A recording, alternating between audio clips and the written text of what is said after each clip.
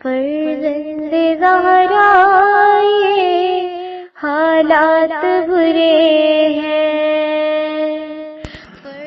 کاشانۂ بصیرت ایک ایسا مکمل یوٹیوب چینل جس پر محروم بصارت کے لیے بالخصوص اور تمام افراد کے لیے بالعموم سینکڑوں کی تعداد میں اسلامی کتب دستیاب ہیں۔ لہذا گزارش ہے کہ آپ اپنی ذمہ داری نبھاتے ہوئے کاشانۂ بصیرت کو سبسکرائب کرنے کے ساتھ ساتھ بیل آئیکن کو پریس کیجئے تاکہ آپ علم کے حصول کے ساتھ ساتھ مذہب اہل بیت کی اشاعت میں بھی اہم کردار ادا کرتے رہیں۔ کاشانۂ بصیرت، کاشانۂ بصیرت، کاشانۂ بصیرت۔ فرزند زہرا یہ حالات برے ہیں۔ السلام علیکم ورحمۃ اللہ وبرکاتہ۔ کاشانۂ بصیرت مصباح القرآن ٹرسٹ لاہور کی بہت ممنون اور شکر گزار ہیں، جس طرح وہ علوم اہل بیت کی اشاعت میں پیش ہیں۔ کاشانۂ بصیرت کی کاوشوں کو سراہتے ہوئے انہوں نے ہمیں حضرت آیت اللہ عظمیٰ محمد تقی بہجت کی کتب ہدیہ کی ہیں، تاکہ ہم علوم اہل بیت علیہ السلام کو جس طرح عوام الناس تک پہنچا رہے ہیں، ان کتب کے ذریعے مزید اس راہ میں معاون و مددگار ثابت ہوں۔ السلام علیکم ورحمۃ اللہ وبرکاتہ۔ سامعین، آپ سماعت فرما رہے ہیں فرامین حضرت آیت اللہ عظمیٰ محمد تقی بہجت، گناہ کیوں میٹھا ہوتا ہے، جنہیں مرتب کیا ہے آقائے استاد علی رضا محمدی صاحب نے اور ترجمہ کیا ہے مولانا غلام حیدر حیدری صاحب نے۔ آج ہم آپ کے سامنے اس کی 7ویں ریکارڈنگ پیش کر رہے ہیں، صفحہ نمبر 74۔ بیان جاری ہے 6ٹھی فصل گناہوں کو چھوڑنے کی راہ، اور اسی کی ذیل میں ہم دستور عمل بیان کر رہے تھے، 11 دستور عمل جو کہ آیت اللہ عظمیٰ حضرت تقی بہجت صاحب نے فرمائے تھے۔ صفحہ نمبر 74 پر ہے گناہ کو چھوڑنے کے مقدمات۔ گناہ اور گناہ کے مقدمات کو چھوڑنے کا حکم کلی۔ نمبر 1، گناہ کو چھوڑنے کے مقدمات۔ اس موضوع کے کچھ عنوانات ہیں جن میں سب سے زیادہ اہم ہم ذکر کرتے ہیں کہ آنکھ پر کنٹرول کرنا، وقت کے ساتھ ہمیشہ اپنی آنکھ کا خیال رکھنا، آنکھ نامحرم پر نہ پڑے اور آنکھ کسی بھی شہوت انگیز چیز کی طرف نہ اٹھے۔ امام جعفر صادق علیہ السلام فرماتے ہیں کہ نامحرم کی طرف دیکھنا شیطان کے زہریلے تیروں میں سے ایک تیر ہے۔ کبھی کبھار تو ایک نگاہ طولانی حسرت کا سبب بن جاتی ہے۔ اگر ممکن ہو تو انسان مرد اور عورت کے مخلوط مجمع سے پرہیز کرے۔ نمبر 2، کان پر کنٹرول کرنا۔ آوازیں جن کے سننے سے انسان حرام میں گرفتار ہوتا ہے، ان سے بھی پرہیز کرے، جیسے موسیقی، حرام، نامحرم کی شہوت انگیز آواز، غیر معقول دوستوں کی محفلوں کو چھوڑ دینا چاہیے۔ صفحہ نمبر 75 ہے، اور نمبر 2 ہے کہ گناہ کی فکر کو بھی چھوڑ دو۔ فکر کو گناہ سے پاک کرنا گناہوں سے بچنے کا بہت بڑا ذریعہ ہے۔ جتنی فکر گناہ سے پاک ہوگی، اتنا ہی انسان گناہ سے دور ہوگا، چونکہ گناہ کی فکر انسان کو گناہ پر آمادہ کرتی ہے اور پھر انسان سے گناہ واقع ہو جاتا ہے۔ یہ ایک حقیقت ہے، جس کام کا انسان کو شوق نہ ہو وہ کام انسان نہیں کرتا۔ بس کوشش کریں کہ فکر گناہ کو یاد خدا میں تبدیل کریں، چونکہ یاد خدا انسان کے دل اور دماغ سے گناہ کی آلودگی کو صاف کر دیتی ہے۔ اگر انسان گناہ چھوڑنے میں سنجیدہ ہو جائے تو یہ بہت بڑی کامیابی ہے۔ یاد خدا شیطان اور خواہشات نفس پر غالب آنے کا پہلا قدم ہے۔ اللہ تعالیٰ قرآن مجید میں نیک لوگوں کی تعریف کرتے ہوئے فرماتا ہے کہ شیطان جب بھی پرہیزگاروں پر اپنا وسوسہ طاری کرنا چاہتا ہے تو وہ فوراً یاد خدا میں مصروف ہو جاتے ہیں اور صاحب بصیرت بن جاتے ہیں۔ صفحہ نمبر 75، عنوان دن اور رات اپنے کاموں میں مصروف رہنا۔ حتمی طور پر انسان خود کو دن اور رات میں کام اور کام کاج میں مصروف رکھے۔ کوئی وقت بھی خالی نہیں ہونا چاہیے کہ جس میں ہمارا نفس ہم کو گناہ کی دعوت دے۔ چونکہ فارغ وقت میں انسان کا نفس اور شیطان انسان کو گناہ پر اکساتا ہے اور پھر انسان سے گناہ بھی کروا لیتا ہے۔ امیر المومنین علی ابن ابی طالب علیہ السلام فرماتے ہیں کہ انسان کا نفس ہمیشہ انسان کو گناہ کی دعوت دیتا رہتا ہے، اور جو خود کو اپنے نفس کے حوالے کرتا ہے نفس اس سے گناہ کروا لیتا ہے۔ صفحہ نمبر 75، عنوان روزہ رکھنا۔ روزہ رکھنے سے حیوانی قوتیں اور شہوت انسانی کمزور ہو جاتی ہے۔ اگر قوت شہوت کمزور ہو گئی تو گناہ کی فکر خود بخود کم ہو جائے گی۔ امام جعفر صادق علیہ السلام فرماتے ہیں کہ جب شکم پر ہوتا ہے تو سرکشی کرتا ہے، تو اس کا مفہوم یہ ہوا کہ اگر شکم پر نہ ہو تو سرکشی نہیں کرتا، تو پھر خود کو بھوکا رکھنے کا بہترین طریقہ روزہ ہے۔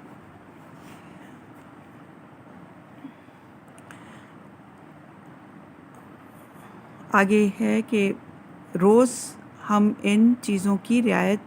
ہمیں روزانہ ان چیزوں کی رعایت کرنا ضروری ہے۔ نمبر 1، روزہ رکھنا انسان کے جسم کے لیے نقصان دہ نہ ہو۔ نمبر 2، روز کے کاموں میں رکاوٹ نہ ہو۔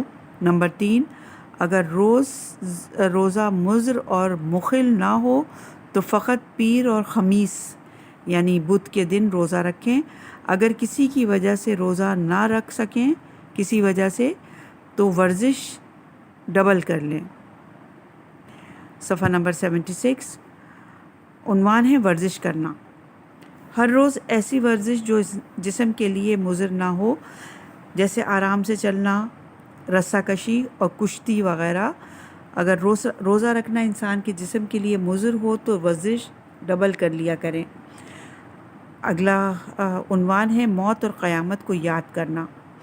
موت کی یاد انسان کو شہوت سے جدا کر دیتی ہے اور انسان کو فکر گناہ سے روکنے والی چیزیں یہ ہیں۔ نمبر 1، جو مہم ہے وہ یہ کہ موت کی فکر ہمیشہ انسان اپنے ذہن میں رکھے۔ اگر ہر روز یہ فکر آدھا گھنٹہ ہو تو کافی ہے۔ نمبر 2، تنہائی میں فکر کرے، اس فکر کے لیے قبرستان مناسب ہے۔ اگر موت کی فکر انسان کے دل اور دماغ میں بیٹھ جائے تو پھر مقصد تو حاصل ہو گیا۔ جیسے ایک بزرگوار سے موت کے بارے میں فکر کرنے کی کیفیت یوں منقول ہے کہ انسان اپنی زندگی کے تمام واقعات خواہ وہ تلخ ہوں یا شیریں ذہن میں حاضر کرے جیسے ایک فلم چلتی ہے، پھر خود کو خطاب کرے، کہے کہ تیری زیادہ عمر گزر چکی ہے، چند دن باقی ہیں، اور روح نکلنے کی سختی موت کی تلخی کو یاد کرے، اپنے دوست اور ساتھی اور رشتہ داروں کو چھوڑنے کے وقت کو یاد کرے، ہر تلخ اور شیریں کو ودا کرے اور ہر ایک میں غور و فکر کرے تاکہ دل ڈر جائے اور آنکھ سے گریہ شروع ہو جائے۔ مولا علی علیہ السلام فرماتے ہیں کہ یاد کرو موت کو جو لذت کو ختم کرنے والی اور شہوت کو بجھا دینے والی اور جدائی کی دعوت دینے والی۔ ان الفاظ کا فائدہ تب ہوگا جب ان پر عمل کریں، ان کا نتیجہ شرائط کے مختلف ہونے سے مختلف ہوگا۔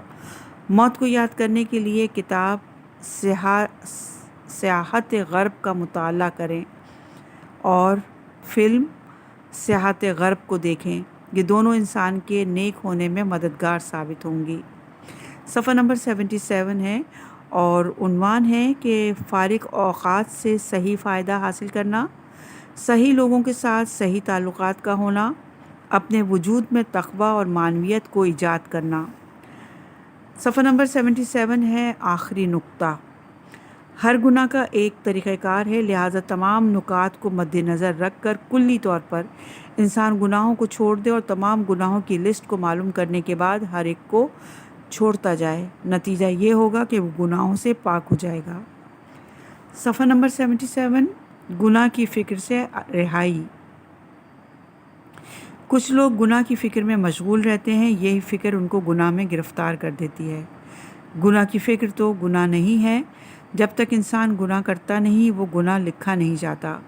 اگر مقدمات گناہ کو انجام بھی دے چکا ہو پھر وہ گناہ شمار نہیں ہوں گے، لیکن انسان کا دل اور دماغ پاکیزہ نہیں رہتا ہے، یہی فکر انسان کو گناہ میں ڈال دیتی ہے۔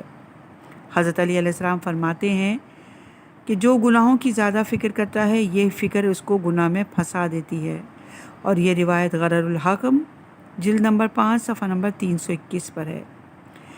پھر ایک جگہ مولا علیہ السلام فرماتے ہیں لوگوں کو کس چیز میں فکر کرنا ہی اس شے کا لوگوں کی کسی چیز کی فکر کرنا ہی اس شے کا مقدمہ ہے۔ اسی لیے تو حضرت عیسیٰ علیہ السلام اپنے پیروکاروں سے فرماتے ہیں کہ موسیٰ بن عمران علیہ السلام نے تم کو حکم دیا تھا کہ زنا نہ کرو، میں تم کو سفارش کرتا ہوں کہ تم زنا کی فکر بھی چھوڑ دو، چونکہ جو بھی زنا کے بارے میں فکر کرتا ہے وہ اس شخص جیسا ہے کہ جس نے ایک حسین کمرے میں آگ جلا دی ہو، اگرچہ یہ آگ کمرے کو تو نہیں جلائے گی لیکن کمرے کو سیاہ ضرور کر دے گی۔ اور یہ روایت بحار الانوار جلد نمبر 14 صفحہ نمبر 331 پر ہے۔ گناہ کی فکر انسان کی قوت ارادی کو آلودہ کر دیتی ہے۔ فکر گناہ انسان کے دل اور دماغ کو تاریکی کے گڑھے کے قریب کر دیتی ہے۔ جیسے اللہ تعالیٰ کی اطاعت انسان کی خوش بختی کا باعث بنتی ہے۔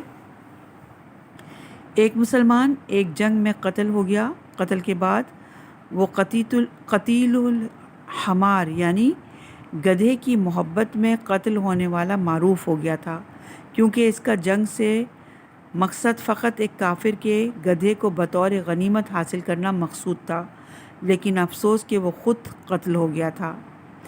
اور یہ روایت ہے ملا محمد مہدی نراقی کی کتاب جامع السعادات میں، جلد نمبر 3 صفحہ نمبر 113 پر۔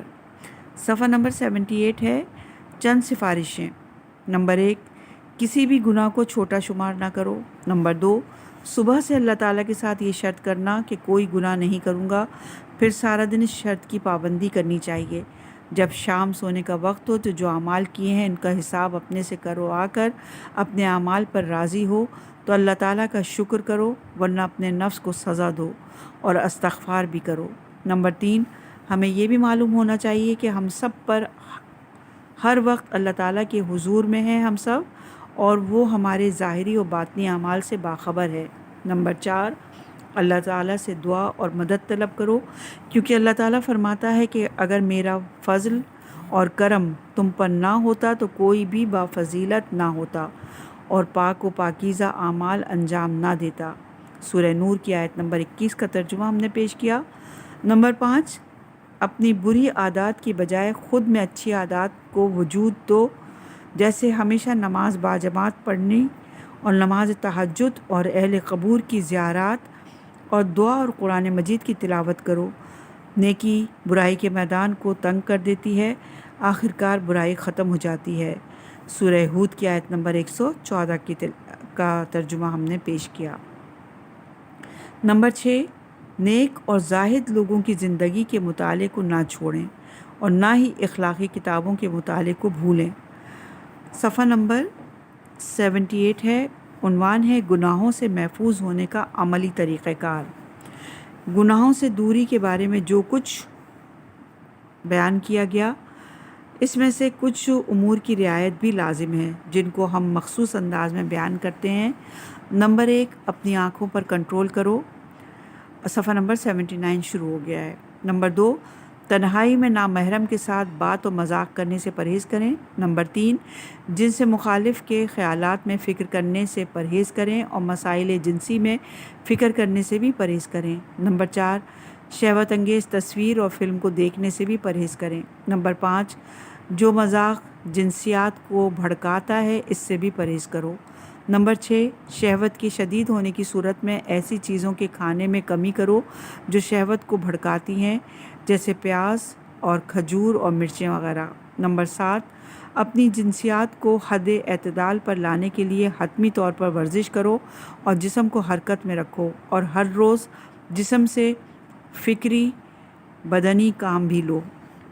نمبر 8، اپنے ایمان کی حفاظت اور مشکلات کو دور کرنے کے لیے اللہ تعالیٰ سے محمد اور آل محمد علیہ السلام کے صدقے سے دعا بھی مانگو۔ نمبر 9، روزہ رکھنا انسان کی جنسی خواہش میں کمی پیدا کر دیتا ہے۔ نمبر 10، کوشش کرو کہ سارا دن باوضو رہیں اور وضو کی نورانیت سے فائدہ حاصل کریں۔ آخر میں ہم آپ کو ایک روایت کی طرف متوجہ کرتے ہیں کہ مولا علی علیہ السلام فرماتے ہیں کوشش اور جہاد کے ذریعے اپنے سرکش نفس پر اچھے اخلاق کو مسلط کرو، چونکہ انسان کی طبیعت تو خواہشات اور رذائل اخلاقی کو چاہتی ہے۔ صفحہ نمبر 79، عنوان ہے ہم کیسے گناہوں سے دور ہو سکتے ہیں۔ حضرت آیت اللہ عظمیٰ آقائے بہجت فرماتے ہیں کہ گناہوں کو چھوڑنا ظاہری طور پر تو بہت مشکل ہے، اور مسلمان ہونا تو مشکل ہے، بلکہ محال کی طرح ہے۔ لہٰذا معصوم تو فقط 14 ہستیاں ہیں، ہم سب سے گناہ اور اطاعت تو ہوتی رہتی ہے۔ معصوم تو ہم نہیں ہو سکتے، اور انسانوں میں تو شمر بہت زیادہ ہیں، لیکن کون سا راستہ ہے منزل مقصود اور اطاعت کرنے اور گناہوں کو چھوڑنے میں آسانی پیدا کرتا ہے۔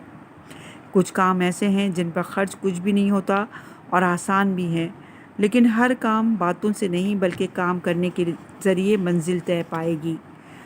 وہ یہ کہ انسان غور کرے کہ خود کو اللہ تعالیٰ کی اطاعت کا پابند کرے اور گناہوں کو چھوڑ دے، جیسا کہ وہ اطاعت کو ترک کرتا ہے اور نافرمانی خدا کرتا تھا۔ کیا دوسری حالت پہلی جیسی ہے یا نہیں؟ فرض کریں ایک شخص صدر مملکت یا بہت بڑے افسر کا قریبی دوست ہو، بہتر ہے یا فقیر تنگ دست کا دوست ہونا بہتر ہے؟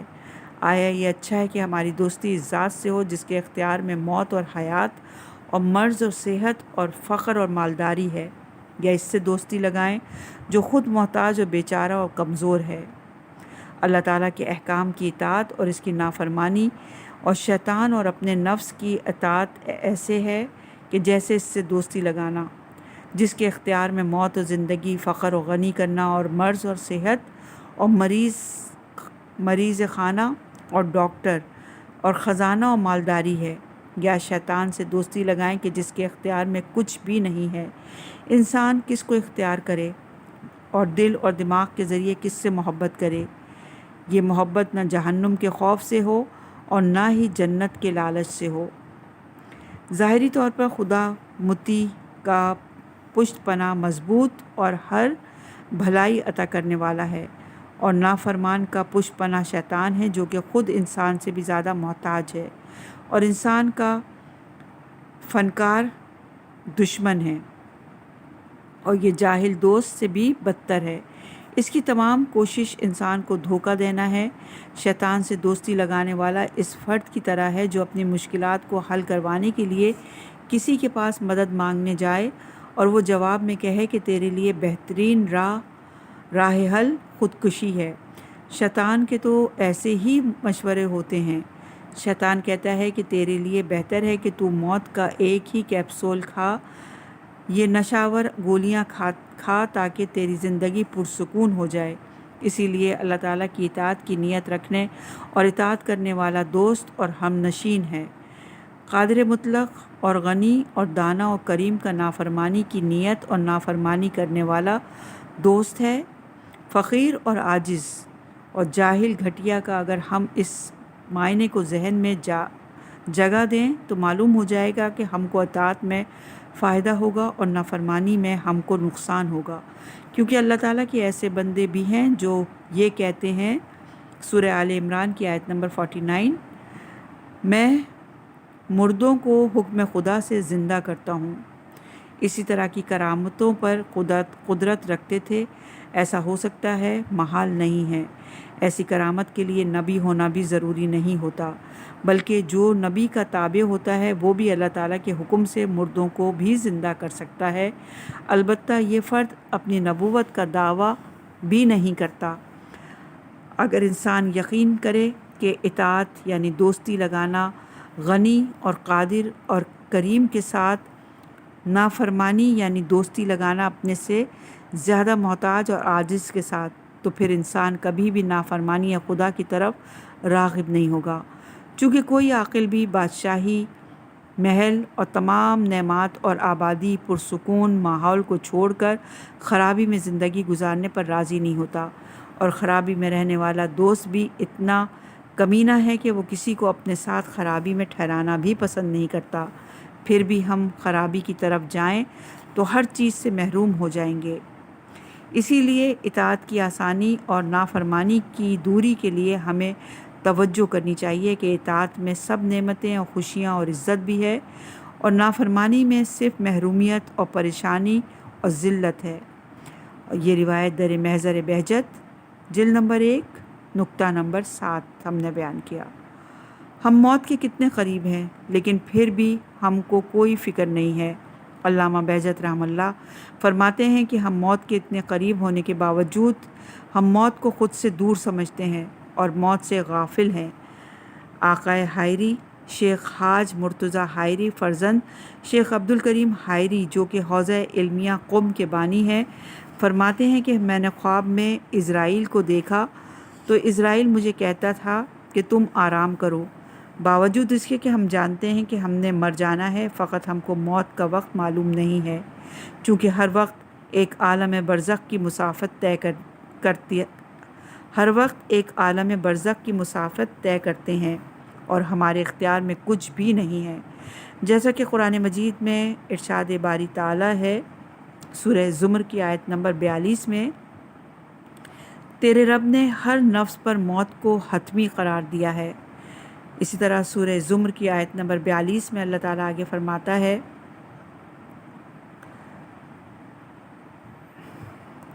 سورہ زمر کی آیت نمبر 42 میں فرماتا ہے وَيُمْسِكُ الَّتِي قَضَى عَلَيْهَا الْمَوْتَ وَيُرْسِلُ الْأُخْرَى۔ صبح کے وقت بیدار ہونے کے بعد نماز شب سے پہلے سجدے میں مستحب ہے کہ انسان کہے الحمدللہ الذی حیاتنی بعد ما اماتنی، اور یہ روایت ہے اصول کافی کی جلد نمبر 2 صفحہ نمبر 539، من لا یعزل الفقی جلد نمبر 1 صفحہ نمبر 480۔ لائق تعریف ہے وہ ذات جس نے مجھے مرنے کے بعد دوبارہ زندہ کیا ہے، اس کے باوجود ہم موت سے غافل ہیں۔ کچھ ایسے افراد بھی ہیں جو ہر وقت خود کو موت کے لیے تیار رکھتے ہیں اور موت کی یاد میں رہتے ہیں۔ یہ روایت در محضر البہجت جلد نمبر 1 صفحہ نمبر 31 پر ہے۔ امام زمانہ علیہ السلام وقت کے ساتھ معاشرتی برائیوں کو دیکھ رہے ہیں۔ کیا ہم کو توجہ نہیں کرنی چاہیے کہ ہمارے سردار ہمارے اعمال کو دیکھ رہے ہیں؟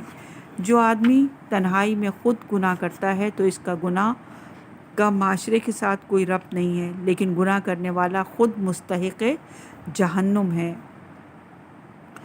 مگر یہ کہ حال کے مناسب توبہ کی جائے۔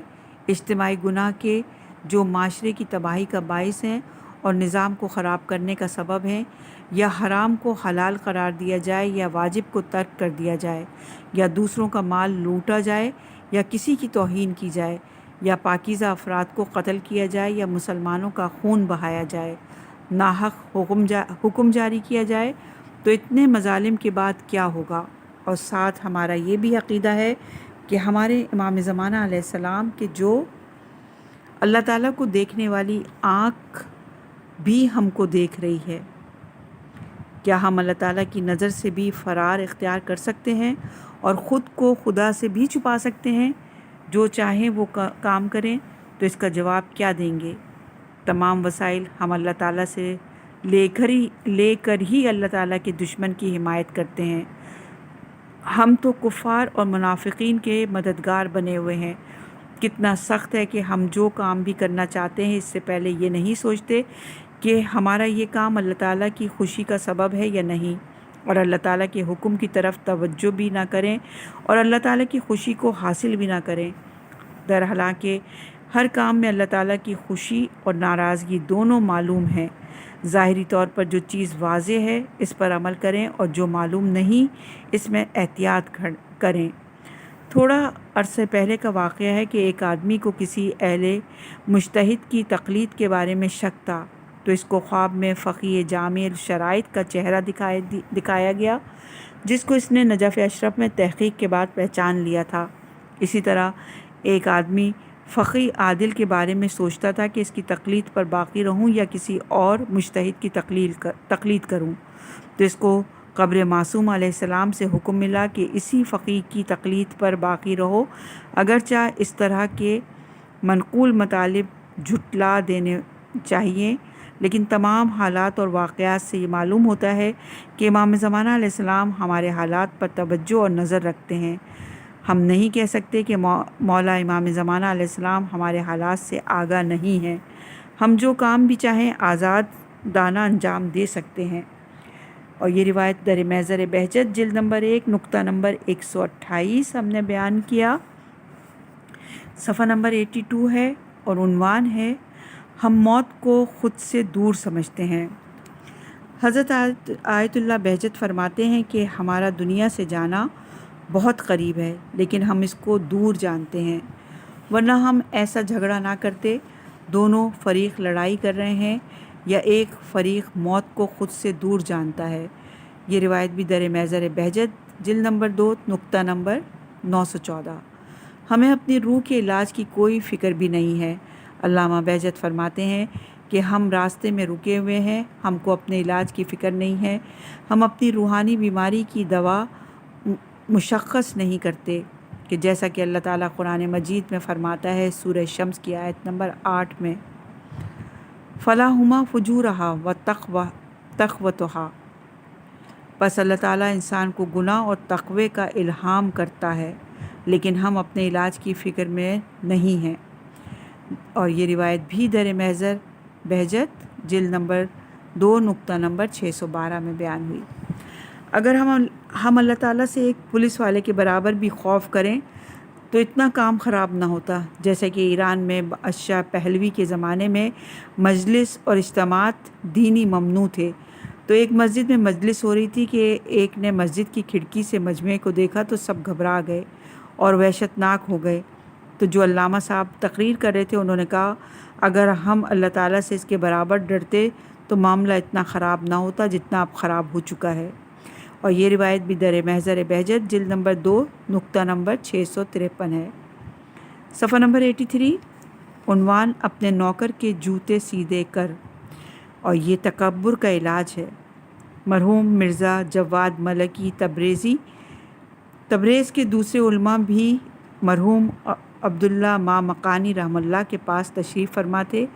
آقا مرزا جواد رحمہ اللہ کہتے ہیں کہ میرے دل نے کہا ایک بات تو علامہ مامقانی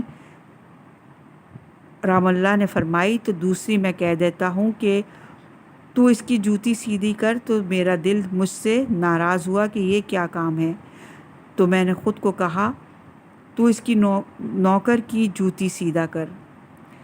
اور یہ روایت در محضر بہجت جلد نمبر 2 صفحہ نقطہ نمبر 696 ہے، صفحہ نمبر 83 ہے، عنوان ہے علامہ حسن زادہ عاملی کا انسان بنانے کا حکم۔ حکم فقط وہی قرآن و سنت والا ہے، اس کے علاوہ حوث اور ہوا ہے۔ اگر ہم نے کچھ بیان کرنا ہے تو حقیقت میں حکم وہی قرآن و سنت والا ہے کہ جو الفاظ کے رد و بدل کے ساتھ پیش کیا جاتا ہے۔ آپ کے قول کے مطابق چند دستور عمل، معرفت کی راہ 4 اصولوں کے علاوہ پایہ تکمیل تک نہیں پہنچتی۔ نمبر 1 حضور، نمبر 2 ادب، نمبر 3 ہمت اور نمبر 4 طلب۔ صفحہ نمبر 84، عنوان میں نے کہا کہ اے میرے بھائی، عرفان و معرفت کی راہ کا پہلا قدم توبہ اور گناہوں سے پاکی ہے اور ناپاک کلام سے دوری اختیار کرنا ہے، غیر مناسب فکر اور کردار سے دوری اور باطن مذموم ہوا سے دوری انسان کے دل کے جرم کے محافظ ہیں۔ اے عارف معرفت کی راہ میں اپنی طرف مکمل توجہ کر، چونکہ ہر موڑ میں چور موجود ہیں۔ میرے بھائی، ادھر اور ادھر کی باتیں نہ کر، خاموشی سے دیکھ ہوتا کیا ہے اور اس سے عبرت بھی حاصل کر۔ تو اپنی فکر کر تو محمد آل محمد علیہ السلام کے ساتھ توسل کر، چونکہ راستہ بہت خطرناک ہے۔ وہ کاروان ہدایت کے رہنما ہیں، اور افراط و تفریط، بیجا کمی اور زیادتی سے پرہیز کر، اپنے نفس امارہ کی پیروی نہ کر اور گنڈوں سے دور رہ، اور دل کو ایک محبوب کا حبدار بنا دے تاکہ تو محبین میں شامل ہو جائے۔ صفحہ نمبر 84 ہے، حضرت رسول خدا صلی اللہ علیہ وآلہ وسلم نے مومنین سے پوچھا سب سے زیادہ چالاک کون ہے؟ جواب میں حضرت صلی اللہ علیہ وآلہ وسلم خود فرماتے ہیں کہ سب سے چالاک وہ ہے جو موت کو زیادہ یاد رکھتا ہے اور ہر وقت خود کو موت کے لیے زیادہ تیار رکھتا ہے۔ اللہ تعالیٰ قرآن مجید میں حضرت نوح علیہ السلام کی تعریف کرتے ہوئے فرماتا ہے کہ بے شک حضرت نوح علیہ السلام اللہ تعالیٰ کا شکر گزار بندہ تھا۔ صفحہ نمبر 85 کتاب من لا یحزن الفقی میں امام جعفر صادق علیہ السلام کا فرمان ہے کہ حضرت نوح علیہ السلام ہر صبح اور شام یہ دعا پڑھتے تھے کہ عبد کے نام سے نوازے گئے تھے۔ کوشش کرو کہ پہلے اس دعا کا اقرار دل کرے پھر زبان پر جاری ہو، میں اس آدمی پر قربان ہو جاؤں جس کا دل اور زبان ایک ہے۔ صفحہ نمبر 85 عنوان ہے ٹیلی ویژن وغیرہ دیکھنے والوں کے لیے ہدایات۔ ایک طالب علم فرض کرو کہ جس کا صبح امتحان ہے، اسے بے پرواہ ہی نہیں کرنی چاہیے۔ وہ کتاب پر محنت کرے گا لیکن کوتاہی کرتا ہے۔ اسی طرح ایک ناکام تاجر ذہن میں رکھ لو کہ جس کو دکان سے کچھ بھی وصول نہیں ہوتا، چونکہ وہ دکان پر آتے ہی فیس بک وغیرہ پر ہی توجہ رکھتا ہے۔ اسی طرح ایک بیگم جو بچوں اور شوہر کے آنے تک بھی ان کا کھانا تیار نہیں کرتی کیونکہ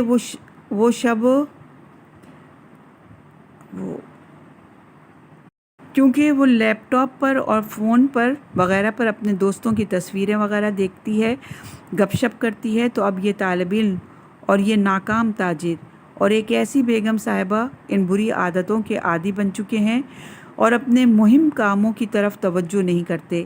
اگر آپ میں سے کوئی ایسی بیماری کا مریض ہے تو وہ خود کو بیماری سے دور کرے اور اپنے مہم کاموں کی طرف توجہ کرے۔ صفحہ نمبر 85 نمبر 1 عنوان ہے آپ قبول کریں کہ اجتماعی میڈیا وقت کا ضیاع ہے۔ اس فضول میڈیا سے جان چھڑوانے کا پہلا قدم ہے کہ ہم قبول کریں کہ حد سے زیادہ اجتماعی میڈیا کو وقت دینا ایسا ہے جیسے وقت کو تلف کرنا ہے اور انسان کو ضرر دیتا ہے۔ اگر ہم حد سے زیادہ اجتماعی میڈیا کو وقت دیتے ہیں تو ہم اس کے عادی بن چکے ہیں، لیکن گھبرانے کی ضرورت نہیں ہے۔ اس سے نجات کا بہترین راہ یہ ہے کہ ہم اپنے اوقات کو مصروف کر دیں، خود بخود اس عادت سے نجات مل جائے گی۔ صفحہ نمبر 86 دوسرا عنوان ہے کام کرنے کا مناسب وقت تعین ہو۔ اس میں کوئی شک نہیں کہ تم خود کو فضول میڈیا سے دور کرنے میں آسانی سے کامیاب نہیں ہو سکتے، مگر اس کا بہترین طریقہ کار یہ ہے کہ دن اور رات میں آپ کے اوقات کار معین ہونے چاہیے، بلکہ خود کو منظم کرنے اور فضولیات سے دوری کے لیے اپنے کام کی لسٹ مرتب کریں تاکہ آپ زمانے کے ساتھ چل سکیں۔ نمبر 3 اپنی فیملی کی دوستی سے مدد حاصل کریں۔ خود کو فضول میڈیا سے دور کرنے کے لیے اپنا وہی وقت اپنی فیملی کو دیں، چونکہ جو سکون آپ کو فیملی میں وقت گزارنے سے ملتا ہے وہ فضول ٹی وی اور ڈرامہ وغیرہ سے نہیں مل سکتا۔ نمبر 4 گروپس میں شمولیت کو محدود کریں۔ ضرورت نہیں کہ آپ 15 چینلز میں شمولیت اختیار کریں، درحالانکہ ضرورت 2 کی بھی نہ ہو، جیسے دونوں کا کام ایک جیسا ہو، جیسے آپ واٹس ایپ کا انتخاب کریں یا واٹس ایپ کو دونوں کے لیے استعمال کرنے کی ضرورت نہیں۔ اگر ایک کو استعمال کریں گے تو آپ کا آدھا وقت بچ جائے گا۔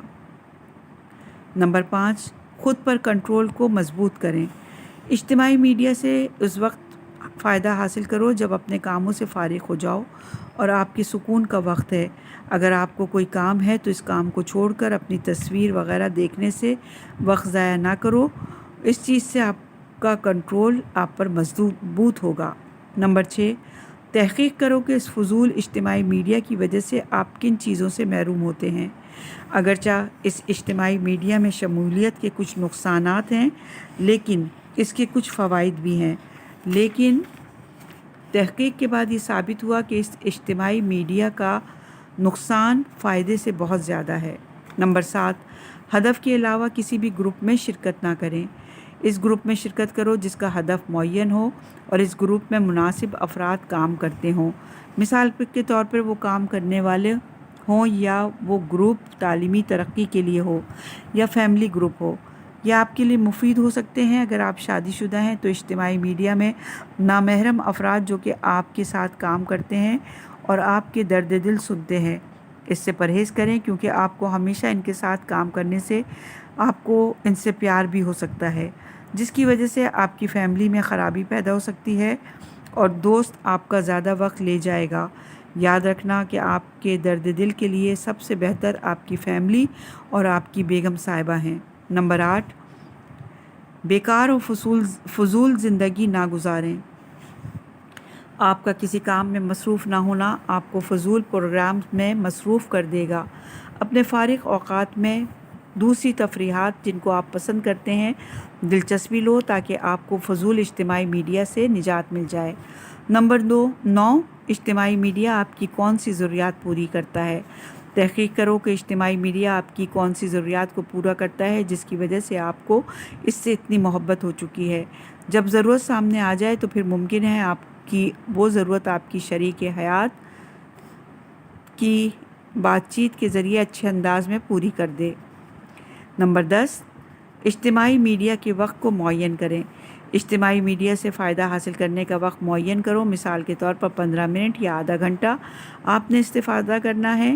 جب اپنی بیگم کے پاس ہو تو پھر اگر ممکن ہو تو اس اجتماعی میڈیا سے کلی طور پر خود کو دور کرو۔ اسی طرح بیگم کو بھی کرنا چاہیے۔ جب آپ آن لائن ہوں تو پھر کسی ذریعے بھی اپنے آن لائن رہنے کا وقت معین کریں۔ جب وقت ختم ہو جائے تو آپ کو پتہ چل جائے گا، یا اس لیے کہ آپ کو پتہ چل جائے گا کہ آپ کا وقت ضائع ہوا ہے یا نہیں۔ حتیٰ کہ سیکنڈ شمار کرنے والی گھڑی سے فائدہ حاصل کریں تاکہ آپ کے پروگرامز دقیق اور اس میڈیا سے فائدہ حاصل کرنے کا ذریعہ ہے۔ جب وقت معین ہو جائے تو پھر جب وقت ختم ہو تو اس کو دور کر لو، اگرچہ آپ کا کام مکمل ہوا ہو یا نہ ہوا ہو۔ چھٹی فصل کا یہاں پہ اختتام ہوتا ہے۔ انشاءاللہ کہ اگلی 7ویں فصل اگلی ریکارڈنگ میں پیش کریں گے۔